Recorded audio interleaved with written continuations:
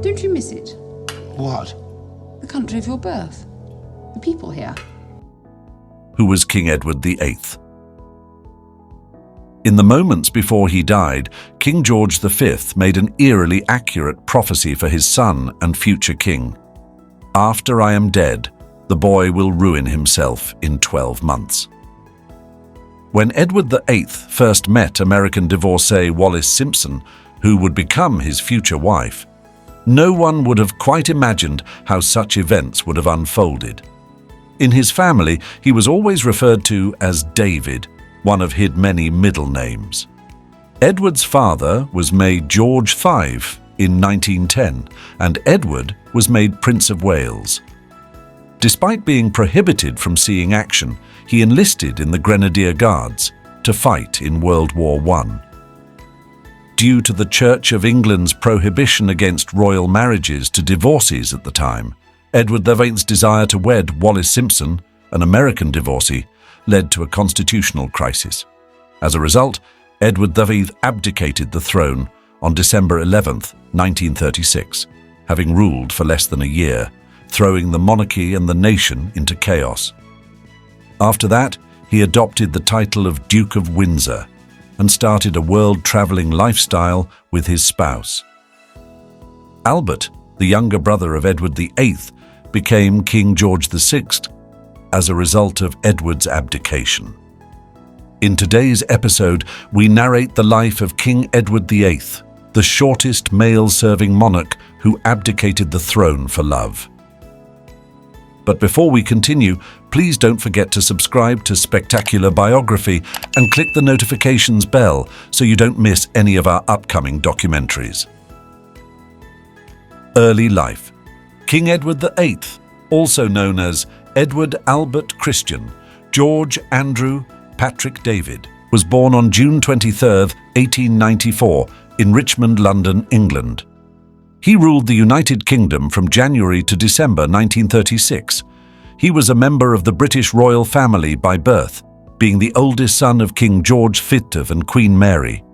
He was raised in a world of luxury and tradition and was known as David within the family. Prince Edward VIII received a thorough education befitting of his regal position. He attended a number of colleges, including Osborne Naval College and the Royal Naval College at Dartmouth, where he received training in naval subjects. However, his education did not only cover military topics.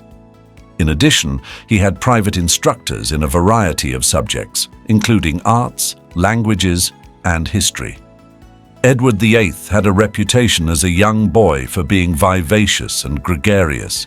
He was an enthusiastic participant in all sports, but especially loved hunting, polo, and golf. He attended musical performances and collected works of art because he had a strong interest in the arts. In 1911, after his father's ascension, Edward became the Prince of Wales. He joined the Royal Navy and then, following the start of World War I, enlisted in the army.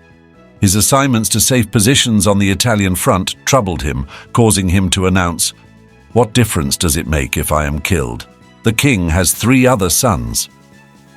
After arriving back in England, the young Prince Edward started working in government and began touring the country and other countries. He gained notoriety in the American press as the arbiter of men's fashions, a fearless horseman, a tireless dancer, idol of bachelors, and dream of spinsters due to his dashing and endearing appearance.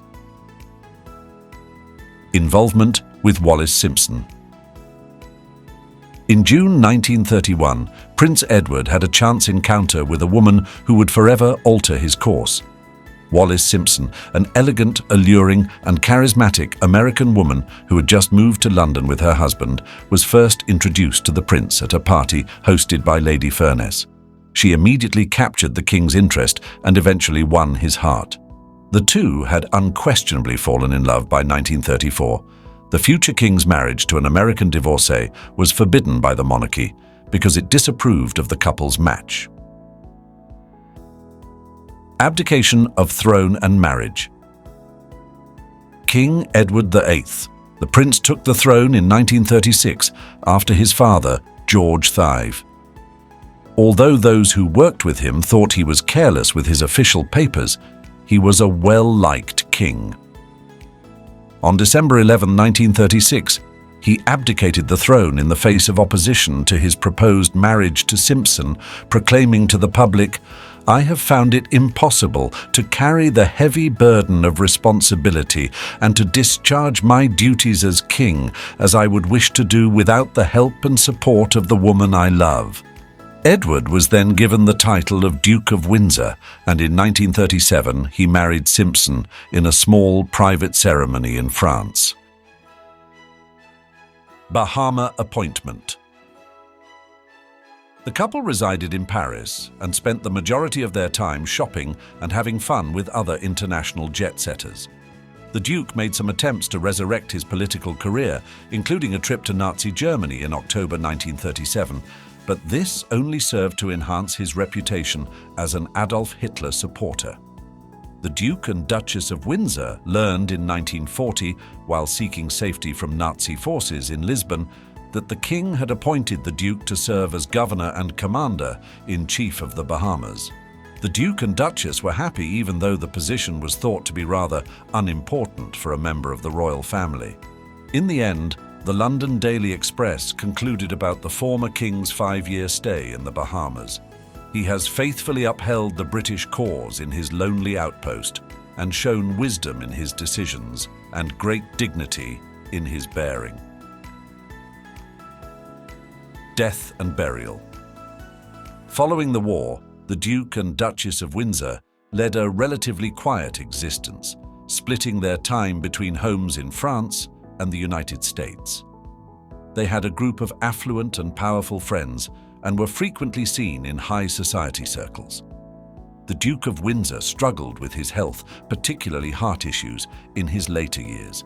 He had surgery in 1972, and the years that followed saw his health deteriorate.